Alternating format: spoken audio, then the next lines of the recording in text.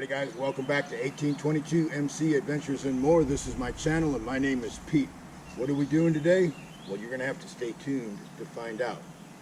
And like a typical YouTube scumbag, you haven't even seen my video, but don't forget to like and subscribe and hit the notification bells and all that shit, even though I ain't earned a from you.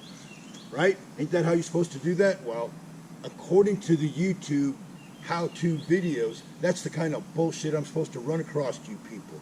Well, we're not going to do that today. That's not my style. It's not in my DNA. 1X, 1Y, you are a guy. Now let's get into today's show. Alrighty guys, it's extremely hot. It's extremely humid, and now it's clouding up and it's going to freaking rain. Oh joy, right? Well, what do you say we bust out my rain gear and I show it to you?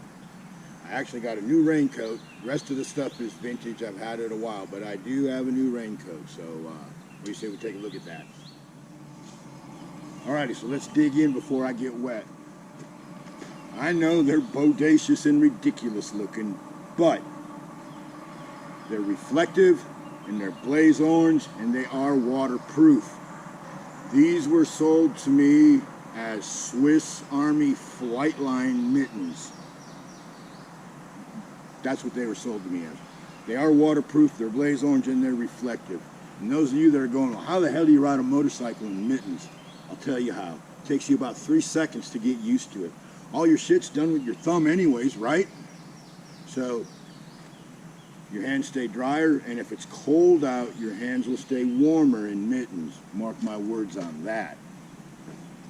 Rain booties, they're about wore out. I do think when I wear these out, I might actually buy some rain over boots. I've seen motorcycle over boots advertised. They look like they might be a good deal. They look like they might be a whole lot sturdier, because now these will keep your boots dry, but they are open on the bottom, so if you're in a monsoon, the water will suck up through the bottom. Trust me, I know. Rain pants. You always want them big enough you can slide them on over your boots so you do not have to take your boots off on the side of the road. I've had it happen and it sucks. So they got a zippered leg, they got some reflective down here.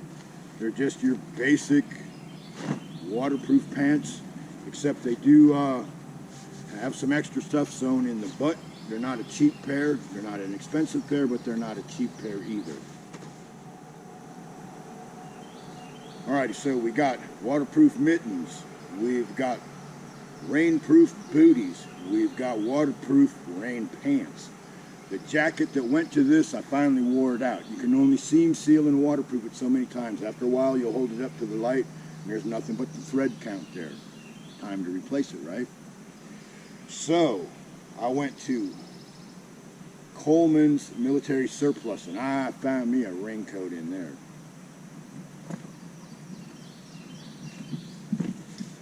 This here was sold to me as a Dutch Army officer's trench coat, and it has a zip-in liner, and it's like James Bond old school cool. My only complaint about this is I was hoping I could use it as a four-season jacket, but with the coat and the liner and layered clothing, it won't fit. It does fit normal clothes, but if I bundle up like I'm in Minnesota, it won't happen. The only way I could maybe use this in the wintertime would be if I had an electric vest or something like that. But let me show you what this is. It's extra long. This is a 3X.